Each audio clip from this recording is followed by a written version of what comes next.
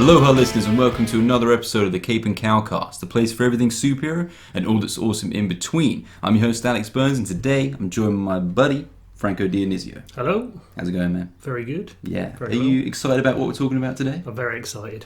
Okay guys, so this is a special episode. We're talking Star Wars today. Not any of the episodes. The very first kind of theatrical spin-off. Yep.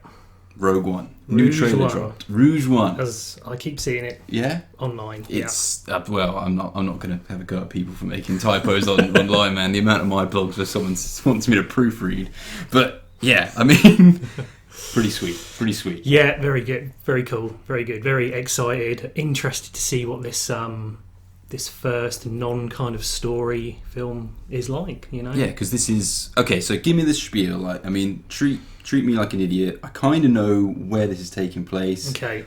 How is this happening? What is going on? So this is taking place before Episode 4, which was the original film in 1977. And from what we know, it's about the theft of the Death Star plans. How will they get the plans?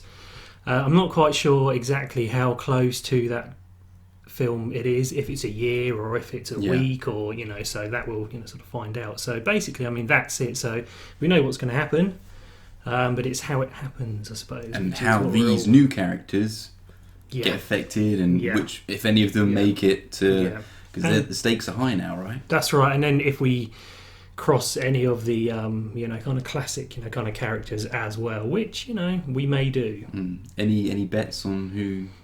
I reckon we're going to see Vader. Yeah. I mean, I don't think we'll see much of him. Yeah. But I definitely think we're going to see a bit of him. Because they confirmed recently, I remember reading a report somewhere, I didn't know if it was legit, that Hayden Christensen's not being used. They found a new body double to use Vader in other films. I'm not sure if that's quite... Well, Hayden, I mean, this is like the suited Vader. Yeah. So, I mean, and, they've had somebody inside the suit different from like Return of the Jedi, to be honest with you. Sort of David Prowse was obviously in the suit in Star Wars and Empire and some of Return of the Jedi through to a Falling Out. Right, yeah. At the time, sort of thing. But so I mean, we don't really need to, kind of use him, sort of thing. To be honest with you, you won't see Hayden Christensen's performance coming through. No, that's right. Yeah, and then obviously we've got the voice. Sort of James L. Jones always does the voice. Has recently been doing the voice in Star Wars Rebels as better known as Mufasa, but yeah, he sort of dabbles in Darth Vader every now and then. Yeah, or like Conan's. Dad, or like... Is he Crom? No, Crom's the god of Conan. But we digress. But man, okay, so Rogue One, we start off, and it looks like the rebels are capturing Felicity Jones, or give me Jyn Erso. Jyn Erso, yes. Yeah, Jyn Erso, our chalet girl. Great film. I mean, they show her in a Imperial pilot maybe outfit at the end of the trailer. Perhaps she is part of the Imperials, so sort of leaving, much like Luke's friend in the deleted scenes of the original, kind of Star Wars film. Yes, I mean that's another kind of theory that's kind of knocking around there. So it looks like they do, kind of capture her for. What's she doing to the rebels to upset the rebels? I know, yeah. Maybe if she is like, because this throws up all the connections, right? Because of course, naturally, white girl, dark hair, Star Wars. Oh, she's Leia's mom. She's everyone's mom. So that's she's Rey's mom. That's what's I mean, this is you get the stupid kind of theories out there when like I think she's just who she is. Yeah. I think they're going to keep this completely separate from. Any of the actual kind of classic characters, because there's no kind of mention of anyone else or anything else, and I just think this is going to kind of stand on its own 2 feet, which is great. Really again, we've got another strong female lead, so any comment on that? Not really, no. To be honest with you, only really thought about that when it was, kind of mentioned to me. It's that thing, isn't it? It's, because Rey, there was a big talk about how when she came out in the movie, she was kind of like a MacGyver. She could do anything, turn her hand, and it was almost like strong for the sake of being strong. Yeah. And then, she's a girl, that's her defining difference, as opposed to if she was a bloke, she'd have just been your every sort of regular hero. I think, especially with films like kind of Force Awakens, there's so many kind of characters in these films. Who is really the lead, sort of thing? It was sort of Harrison Ford, right? Yeah. It was the farewell Han Solo spoilers. Yeah. but yeah, no, great. I mean, it doesn't. She's good anyway. She's Oscar nominated, so Was Felicity Jones up for Rey before? Do you think she was held on because, of course, she's a bit older than Daisy Ridley? It makes you wonder, doesn't it?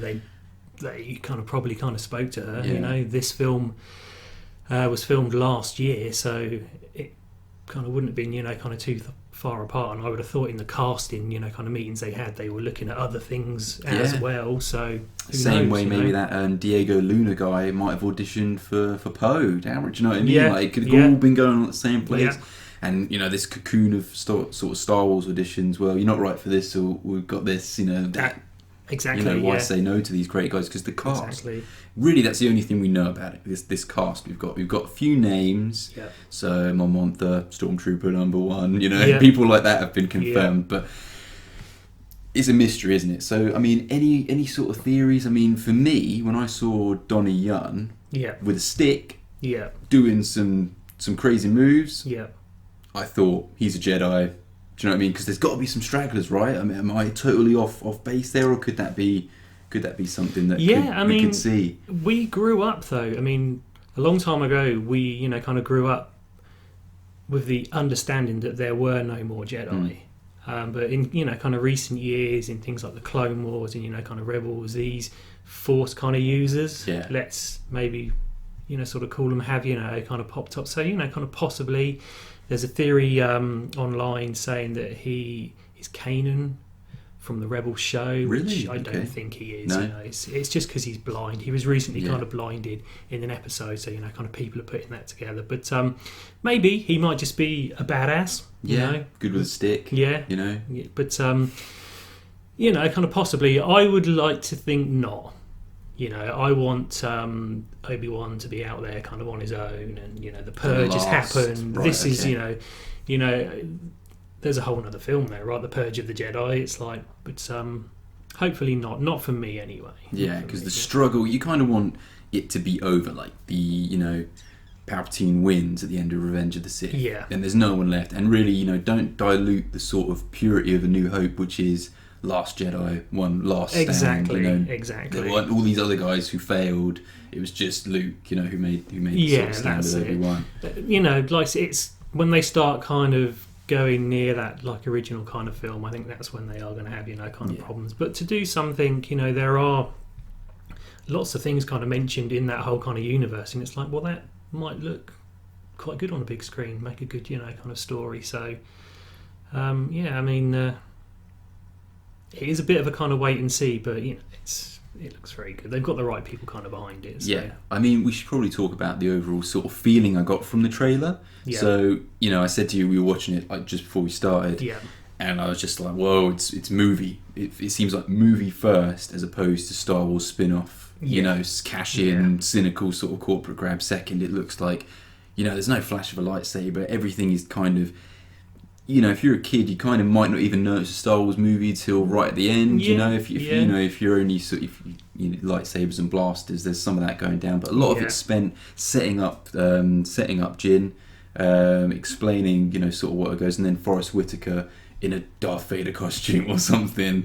Like spouting words that she might not be a hero. She might be a bit of a sort of anti-hero by the end. I mean. The way these kind of trailers are cut, he might not even be, kind of talking to her. Yeah, exactly. It's just.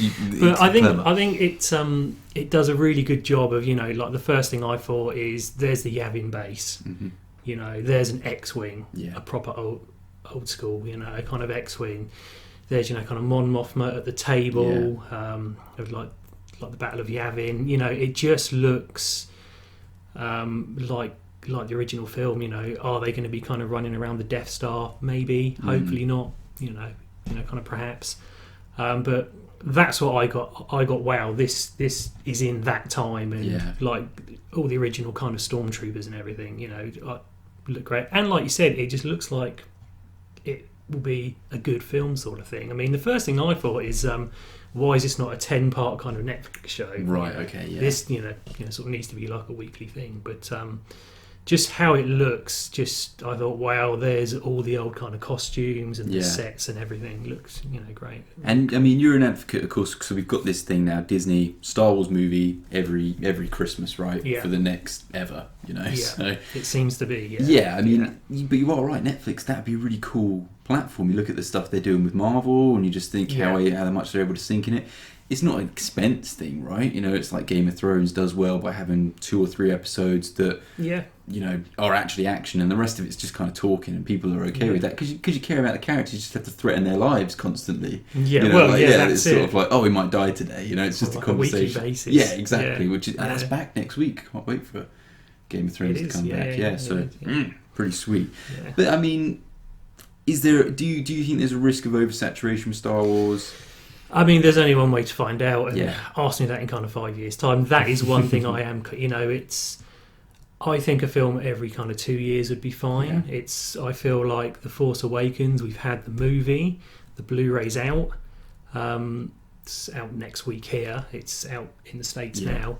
It's like we had to close that really kind of quickly, whereas it's still showing in some, kind of theatres and everything. And I feel like we're kind of rushing through it a bit, but maybe that's what they want to do. They want to get these kind of stories told. They want the money in the bank sort of thing. And just live off the reputation, because you saw how profitable the originals were for like 30 years before they even did the prequels, and then the prequels, I mean, arguably we only really had these new episodes because George Lucas just kind of decided to sell it to Disney. He was sort of faffing about, sort of like not really doing anything but not committing to anything either. He was working on stuff. He was definitely working on stuff. I mean, but I think the problem is they've got like a yearly kind of cycle now. The film will come out, it will run, and then you've got like the DVD releases and that sort of thing. And come September, we'll have another Force Friday for launch of kind of product and that sort of thing. And cool. I think they're going to lock themselves into a cycle. Whether we kind of tire of it, we'll see. I mean, they've just got to keep making good films. Sort of Marvel seem to be doing quite well with it. We're not bored yet. And the big thing there, they're introducing new characters, and they're not just sort of saying, Iron Man this, Iron Man that. Everything's like they're bringing new people in. I mean, we just saw Doctor Strange trailer broke, just before we're doing this recording. So Black Panther's in the work. They're bringing Spider-Man in. It's important. I think they're recognising it. Yeah, they've done it with Force Awakens. They just brought you a whole new bunch of characters, BB-8, Rey, Finn, already to name a few, and they're just like, we can't keep exploiting this old story. We have to do something a little bit fresh with it. Yeah, which I'm actually fine about. I'm surprised the first kind of spin-off film wasn't about a character that was introduced in The Force Awakens. They've got that whole kind of universe. They've got their own, kind of era now. Mm-hmm. Like the 30 years after actual sort of era, but and that's the rich sort of territory, isn't it? That's the magical period. They can do what they want. Anything's possible. They can really do what they want, but there's always the risk of disrupting something that's already been, if you go back, sort of thing. But I think it'd be good if they go back 1,000 years. But it's they're kind of risking, kind of poking that fire right around those original films. Mm-hmm. But I think this is a good idea. This, how did they end up with the plans, Yeah, and I saw something, I don't know, like, because I'm literally I've had a busy week, Franco, but like I was just sort of looking at reaction to this Rogue One trailer and things like that, and one of them said, oh, that's the wrong Death Star. They said it's the plans that show up Death Star 2. Was that anything wrong about that? I don't know sort of what that was all about, but no. It's definitely the first Death Star, not the one they rebuilt. It's the first Death Star, yeah. Okay. Yeah, because it looks pretty complete when we see that dish go on. Well, that's the thing, and I was just sort of like shocked at some kind of reactions, and then there was this like little diagram brought out, like Star Wars Rogue One for idiots, and it sort of lays out the. Well, I mean, like the second Death Star, the plans were stolen by the Bothan spy network. Right, so there you go. Debunked, whoever was trying to. This is the first Death Star. This This is the first Death Star, and just to see that again in the trailers, it's quite exciting. It's well, all of it, and I think Canary Wharf they were filming on for you. Where there's like a sequence where they're running out. Yeah, they're running through. I looked really familiar like when I saw that. I was like, whoa, it's not a planet far away in a galaxy far away. It's amazing what's going on. Yeah, around the corner. That's what the tube delays are all about. That's right. Yeah, so and so's closed between yada yada because they're stealing the plans to the Death Star, and everyone knows the Empire is British, right? So that's right. It's probably going to take place on the Underground, but so much to enjoy, and just look at the overall look of it. It does seem a bit more gritty, a bit more sort of down to earth and everything. And who's directing this one? Gareth Edwards. Gareth Edwards, yeah. So it kind of, it's weird. Do you know what I mean? Like, I don't know who he's got, if it's the same cinematographer, but it did kind of, the look of it and how it played out, it did kind of remind me of the Godzilla trailer. Just like go back and watch that Godzilla trailer with the noises and stuff, because it's like it set it up really well, and they're all jumping out of like the plane with these red sort of flares. Do you remember? And they're all going to ground. It's a similar sort of music, sort of tone and stuff. And it did remind me. He's got quite a distinctive style. I'm just hoping this one isn't as talky. Like bit more of the monster. Whatever the monster may be. Yeah. Not right at the end. Just between Godzilla Begins.